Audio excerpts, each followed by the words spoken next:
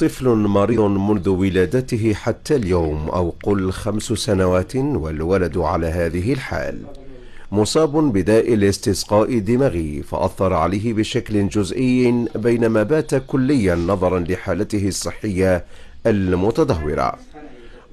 اكتوت بما أصاب فلذة الكبد تيم معتصم بالله هنا في بلدية ودنيني بولاية أم البواقي. زاد لاباس عليه. المهم قالوا لي بلي نقص شوي في الميزان، خليه يكمل شوي الميزان تاعو، على الاقل 2 كيلو ونخرجوه.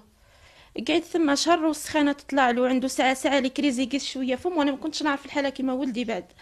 المهم بعد في الاخر تاع النهار قالوا لي خرجيها ولا بس عليها، هي الفاكسا فاكسيلو وديه يروح. كي فاكسيت له هو احنا فاكسينا له قد هو تحول راسه، تحل خلاص من بعضها. عائلة سابق ببلدية ودنين سئمت من متاعب التشخيص الروتيني، وهي تتنقل من مشفى إلى آخر في غياب أي تكفل طبي حقيقي ينهي المعاناة، والطفل المسكين يتألم في صمت، وها قد فقد نعمة البصر. ديروه ولدكم على وجه ربي، على وجه ربي.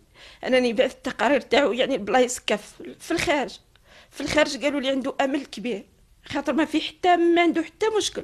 قالوا لي فيه امل كبير ان شاء الله يا ربي، على الاقل غير يشوف النور، بيشوف عيني، يشوف بعينيه برك، خاطر حتى يشوف ما يشوف، عنده امل اللي راحوا عينيه، على الاقل غير يشوف الضوء برك، يعاونوني على وجه ربي. ما نحب يعطيو لي لا والو، يهزوا يديوه. يعني ما يوصلش الانسان انه مثلا حنا باش ياكل ولا يروح يداوي. هو الاشكال هنا جاي، يعني كما اليوم العائله هذه راهي محتاجه، ما عندهاش، والحاله تاع الطفل هذا تسمى طولت عندها مده حتى انه صارت له اعراض اخرى كما حنا، لابد من الاسراع بالتكفل بهذه الحاله هذه.